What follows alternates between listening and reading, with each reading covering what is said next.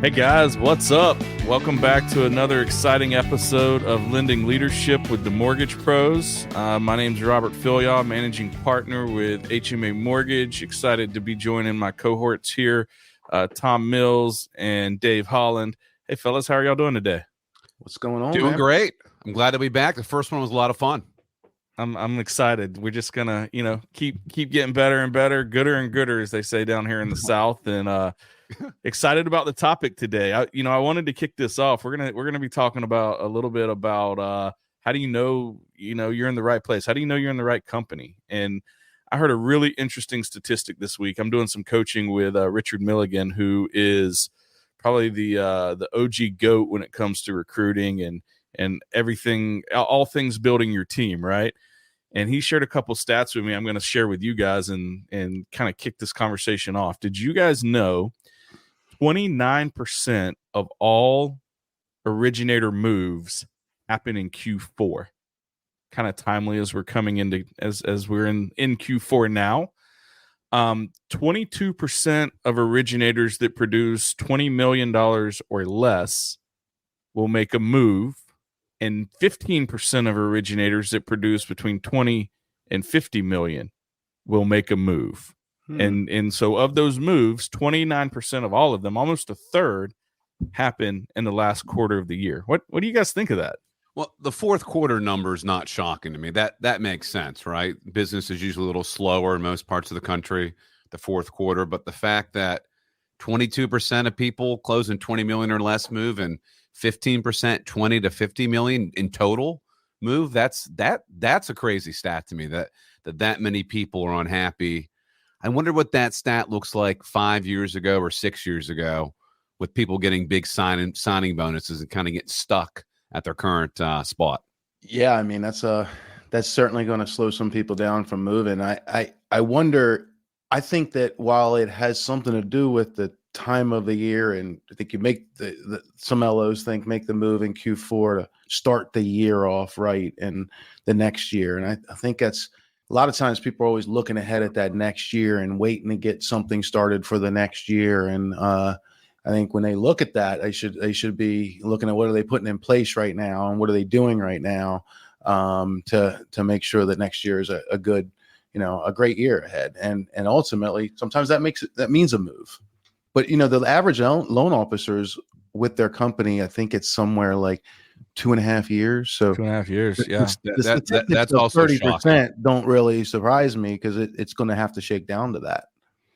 Yeah, it's shocking, I think, especially for guys like us who focus so much on retention and are blessed, right, with loan officers that are with us a long time and come in and really turn into families. So I think that, like, we kind of look at that 2.5 year number and kind of scratch our heads. I wonder, Tom, to your point, it's interesting. I wonder if, some of these LOs just go into business planning and starting to prepare for the next year and kind of look at the year that they're ending, and they're like, well, damn, I'm nowhere near where I want to be. And why is that? And, maybe is there a better mousetrap? Is there something that I'm missing that I need to go out there and see if I can find? It's easy to blame the company that you're at. It's always right? easy to blame the company. Right. Yeah. And, there's a shiny object over here, or the CRM's better. I think sometimes their LOs are at a bad company, bad leadership, bad tech, bad ops, whatever the case may be, high rates. But a lot of times it's not the company. They're at a great company. They're at a company where people are closing 20, 30, 80, $100 million, right? Sometimes it's just the LO, and it's hard to look at yourself, right, and say, I'm the problem and not the company. Sure thing. Well, I think that's definitely hard, right? And I think that's where leadership comes in. It's interesting because I've seen this, right? You can be an LO and be at a great company, but it may not be the company for you, right? Sure. And I think as an originator, this is one of the things I love about our business, and I talk about all the time, right? There's no one way to do this. There's no one single way to skin a cat. You may be that originator that's like, I need every piece of tech, and that's how you do your business. You may be the originator that, wait for it, Dave, wants tons of flyers, right? And flyers are your business, are the bread and butter of your business. Let's spend the rest of the show talking about flyers and how you may be that originator that you've got to have the lowest cost on the street, right? So depending on really kind of how you're building your business and what you're looking to achieve and accomplish and tackle, I think is going to be part of, are you at the right shop or not? What is the right shop for you? Those are probably some good questions we should dive into. Here's the thing, though. We could get granular as we want to get into this. And you mentioned tech and product and tools and rates and speed and automation and all these things play a role. But let's kind of, it really rolls down to two things. Loan officers want one of two things. They either want to make more money doing the exact same amount of work that they're doing, or they want to make the same amount of money doing less work, right? It's either you're like, I need to make more, or money's fine, I'm just burnt. And I think it really rolls down to those two areas, is what drives people to lead or think or leave or think that those solutions, they have to move outside for them. And sometimes they do.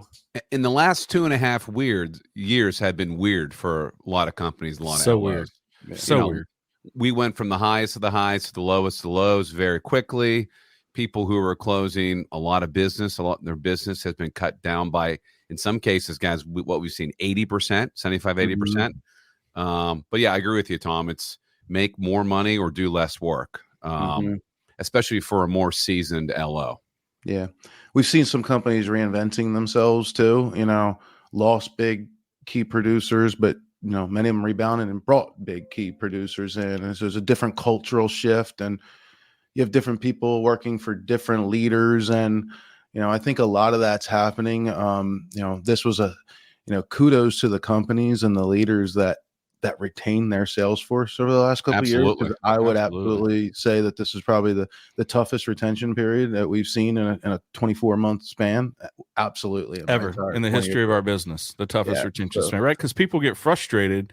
And to Dave's point, right, there's not a lot of looking inward, and the market's down, and people want to have some sense of control over their business. And what's the thing that they can change? It's, well, where do I hang my shingle, right? Where am I working with?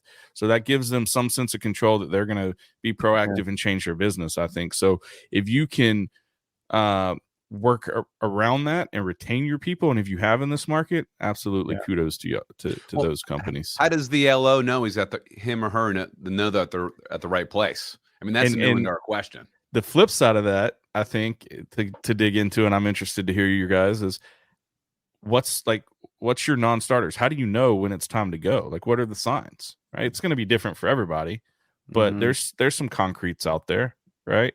I know for me, in the as I look back on any moves I've made, it was either A, operational challenges that did not get addressed and corrected, right? Difficulty closing loans, missing closing dates, things of that nature, or B, to Tom, like Tom's talking about, being able to make more money by doing the same business. I was trying to implement things to build my team, and I got railroaded. I got stuck. I wasn't allowed to, put that next piece in. I couldn't scale. Exactly.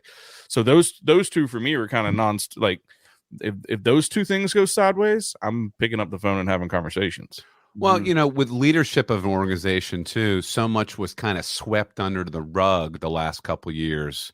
Leadership and ownership didn't want to talk about specific the issues and stuff like that. And I think sometimes with ownership, you want people who are heavily invested and have a big chunk of their net worth and life savings in the company, right? Well, whether it's ownership, they are all in. They are all ownership or leadership, or then sometimes the problem becomes a number of layers between all that. But as you guys know, I spend a lot of time talking to originators. I feel like I get a good temperature out there, and one of the early on questions I like to ask is, tell me about your relationship with your leadership, and it'll tell me everything about if that person's going to move and be one of the ones that moves in the next 3 years or not. It tells everything about it. Now I hear a lot of, well, I was recruited by this guy, but then he got let go, or he left and took this big chunk of production out, and then he tried to pull me to this company, and I've been assigned to this other manager, and he's cool. We talked a few times, but you can tell that they're not getting guided. They're not getting shot straight. They don't feel a partnership, and in this much more remote now time that we're in, Loan officers have more independence, and not that good leadership micromanages that, but it's helping them. It's showing them a path. It's trying to pull them down that path. And I see a lot of people just unsure where to turn, kind of like squirrels right now, Squirrels in the road. Yeah. Yeah. I think, we talk about that too, right? I think this goes hand in hand. There's a severe lack of leadership in our industry, and you get these originators that are, out on an island. They put their faith and trust in someone to make a move, and then they look up, that someone's gone, and they're kind of on an island and trying to figure it out on their own. And that's tough. That's a tough spot to be in. Oh, I can't remember who said it, but overpromise and never deliver. Between the tech, the leadership, the rates, a lot of people get a 90 or 180-day rate sheet where their rates pop up. I mean, that would be devastating if you came on board with a certain expectation, and then 6 months down the line, everything changes. I'm curious about this. Why? Like, why do recruiters and leaders in our industry pull this crap? Honestly, because once they bring them in the door, there's no accountability towards them, right? So they bring in the wrong. You think people are just going to take it? Yeah, and they've signed a 1 or 2 year contract, and we all know it's hard and emotional to move, so they think they got them by the hooks. I mean, ethically, that's just awful, horrible. And I know one of the things we talk about, right? And it's true. Like, I've never recruited someone and blown smoke, because it doesn't, in our business, like, it doesn't take a real long time to be here and know that what I told you wasn't true and I blew smoke. And I'm accountable to that. I can look you in the eye again. I'm never having that conversation. Yeah. Like, I don't want to do that. Yeah. Yeah. No. So we touched on it and we got away from it a little bit. How do you know when you're in the right place? So I think so much of that is subjective in how you feel while you're there.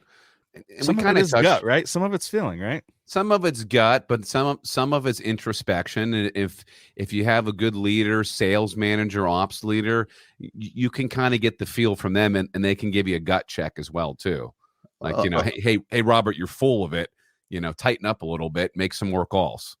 I think, first of all, I mean, I'll say, if somebody's in these three areas, if somebody's in a position that they feel like they can grow, they can give amazing service, and they have balance in their life, they shouldn't consider leaving. There's no amount of money a company can pay them, or no tech or nothing that they should be able to be sold on, because those three things, that's your harmony. And that means your whole, not just your business is good, like your life is good. When you can grow, it means you're making good money, you're providing a service, you're going to work, you're not stressed out, you're proud of what you're doing, and that's and you're balanced, which means things at home are good, and you're not a slave to your job. Don't change employers. Bottom line, you're good.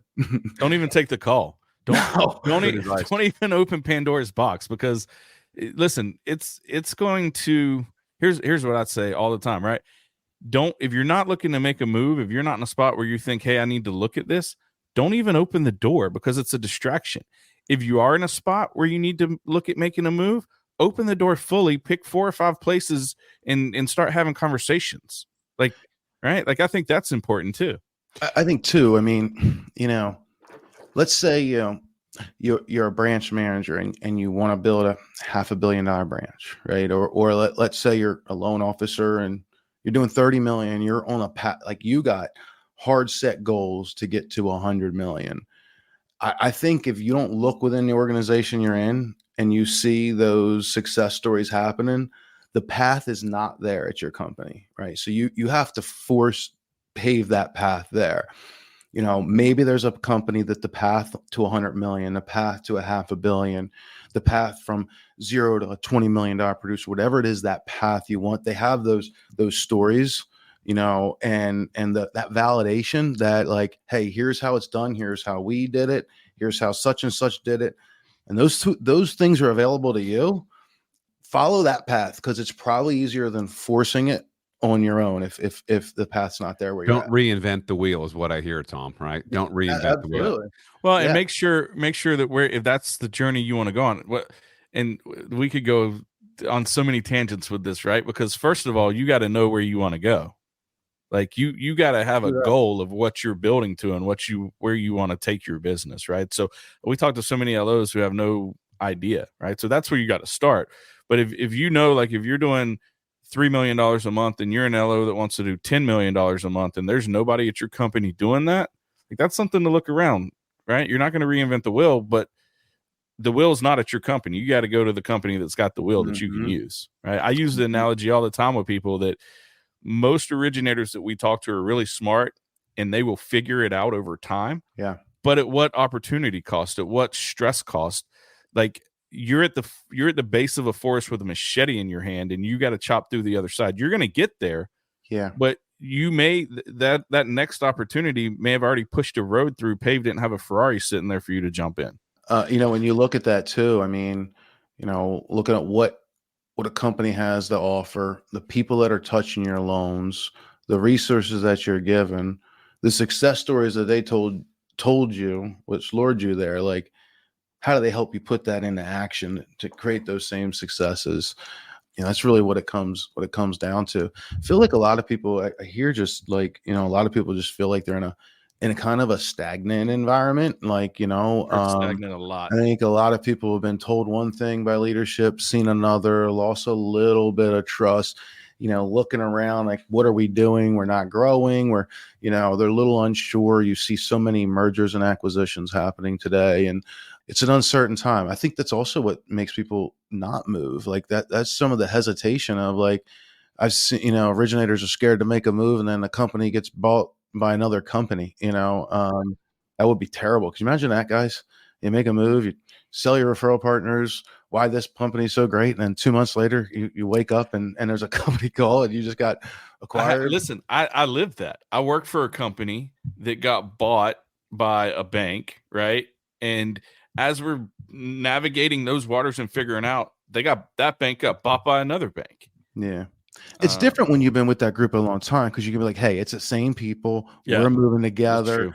It's, we got stronger leadership type of thing. Yeah. But like, it's like you're the new guy there and then you just got jerked around. And that's a tough one. But there's a lot of people that have been through that. And I think, Dave, you said something earlier on in the call about people that took like big paychecks. And I think a lot of them that's not what they're looking for this go around. That's not what they're looking for in their next home. They're not looking for the next 2-year contract.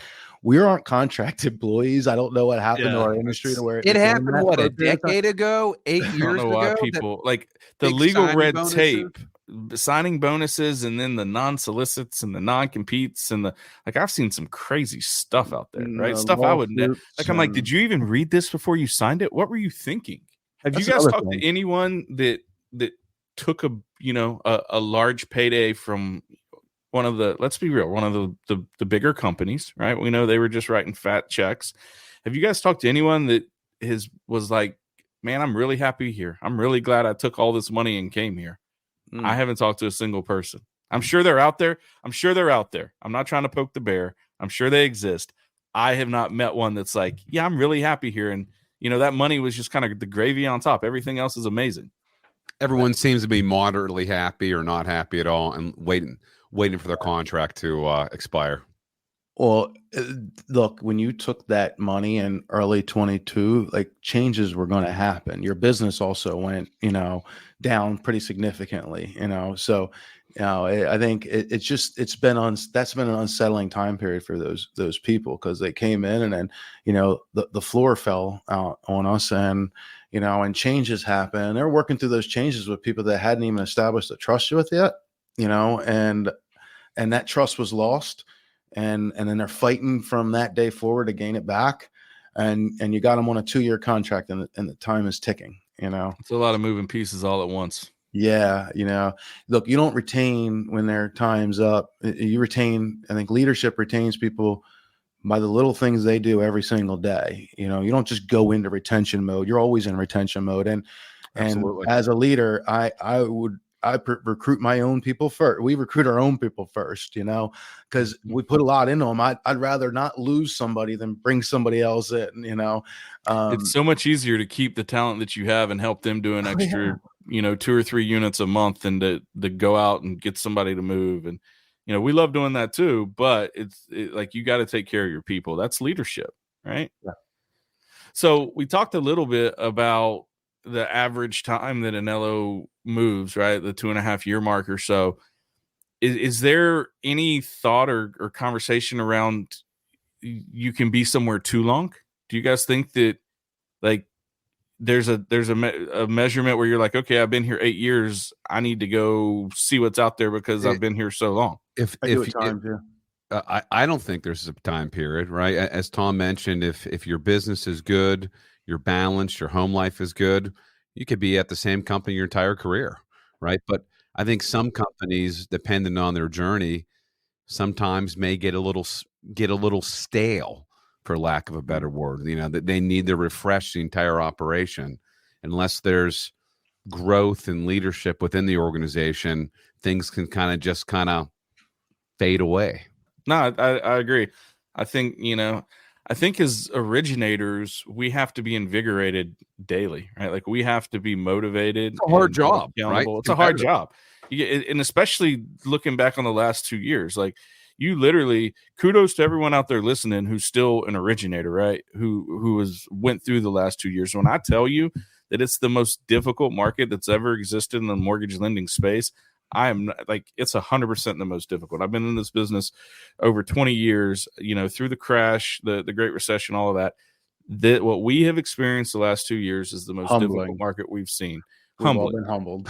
And no doubt, those of you who have grinded it out and made it, kudos to you. You should be really proud of yourself, because you got up every day and you went to work and you did what you needed to do while getting your teeth kicked in by the market, by no refis, by no purchase business, by just all of it, and you persevered. So you should be proud of yourselves. Well, and then there's those that are just in the survive till 25, but like some are thriving in 24, and extra kudos to those. Like, we see it.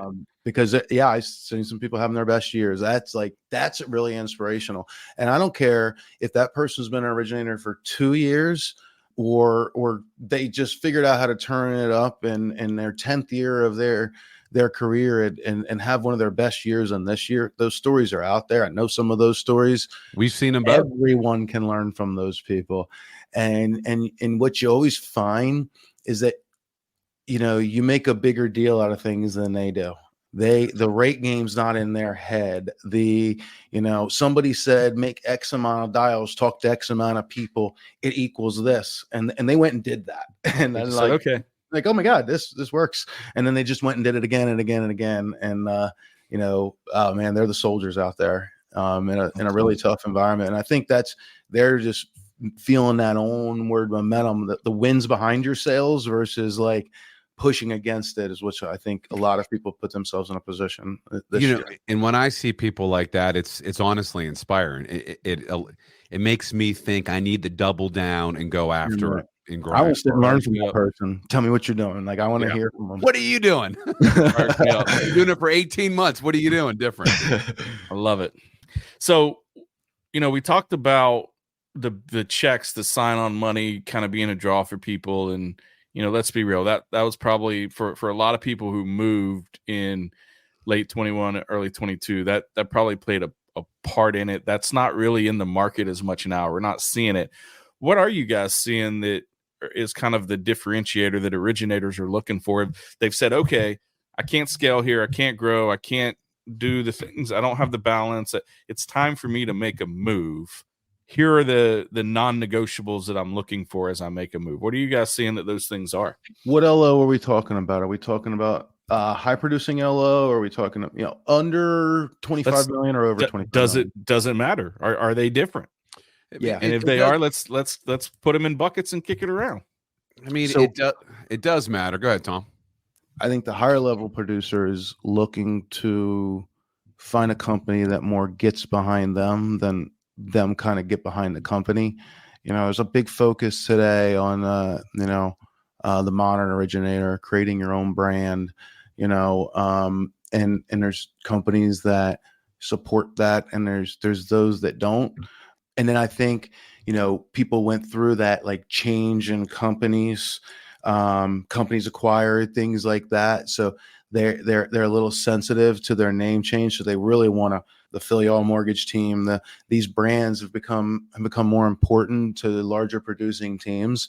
And then they want to see that path towards the next level that they're trying to get to. That's what I see on the whatever that next level may be. But you see with those higher producers, they have some target or some goal of where they want to drive to. Absolutely. Yeah.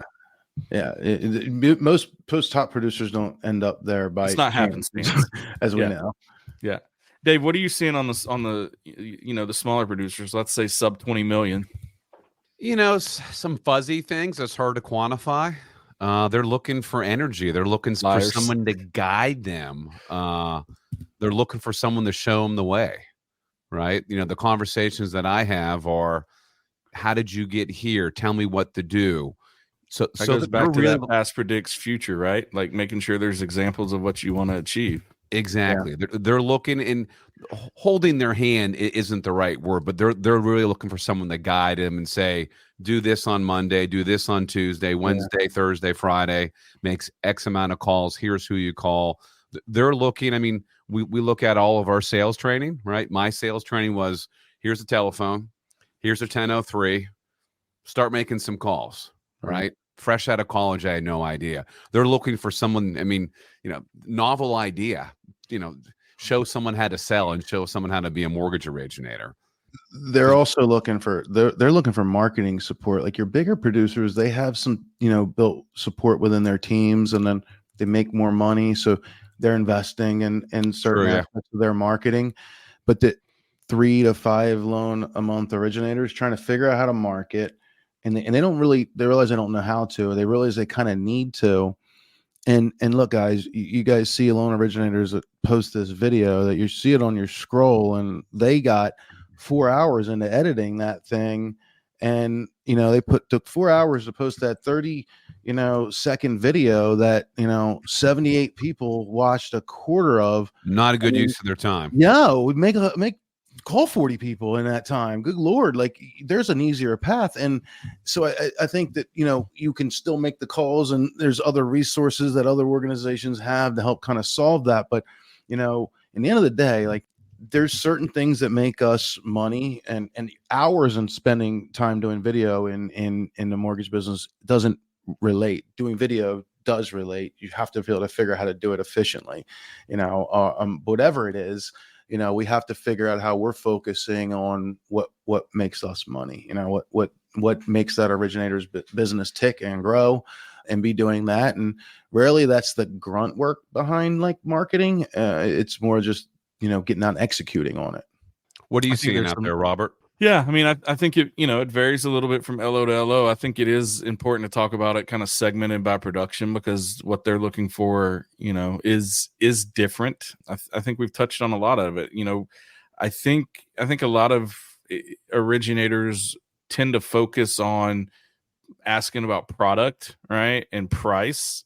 What's your doctor's loan? Do you have a doctor's loan? Yeah. Hey, tell me about your one-time close construction. Hey, that's a great question. I'm glad you asked. How many of those did you close in the last 12 months? Well, 0. I haven't ever closed one, but I want to know, do you have it? Right. Mm-hmm. So I think that they do that because they don't know what else to do, what else to ask, right? Maybe necessarily. It's like when a client calls and says, hey, what's your interest rate? They don't care about the interest rate, honestly. What they really want to know is, what's my payment going to be? Mm-hmm. But all they know, what they've been taught to ask is, what's your rate? So that's what they ask. It's the same thing with people when they start to make a move. So, I think really looking at where you want to take your business, if you're out there thinking about making a move, really looking where you want to take your business and what is going to help you facilitate taking your business to wherever you want to go, is that the leadership that we've talked about, right? Is it scalability? Is it having that ops support, the marketing support that is kind of plug and play, right? It all comes back to a few basic things. And it's, what are you good at? What makes you money? What do you enjoy doing? If you can get your sphere of work to focus on those 3 things, and everything else is kind of handled by someone else, you're going to have the balance. You're going to make the money. You're going to have all the things you're looking for. You have to determine what those are as you're looking and starting to have conversations to make a move. So I see a lot of people ask stuff that is what I would call details. Like they're important, but it should not be the driver. And sometimes there's too much focus on that. Does that make sense? It does. And, you touched on ops support. I think the bigger producers want to know that they have someone they can go to and get their transactions done without a lot of drama. I mean, we're in an imperfect business because we're in a people business. So transactions are going to go sideways for 1,000 different reasons, but it's how it's handled and executed and how quickly it's done. Well, I think the great companies, the companies that retain, the companies that attract and retain, have figured that out and get this simple foundational principle to it, right? Like if you're an originator and anytime there's a challenge on your loan, which we all know happens, right? That challenge falls back into your lap and you have to stop what you're doing and you have to figure it out and you have to get in the weeds on it. That equates business to problems in your mind and you're psychologically, right? Which is going to create an aversion to you and you going to get more business. You're going to think the more deals I have, the more problems I have. I don't want deals because that equals problems. So you're being punished for getting more transactions and being successful. Yeah. If you don't have the right support. If you don't have the right support. So with the companies that figure out that, hey, when that happens, we're going to engage and we're going to fix it for you. Now, listen, don't be putting crap in, right? But you got a support team behind you, go get more business. That's like, those are the places that we see people excel and stay. Yeah.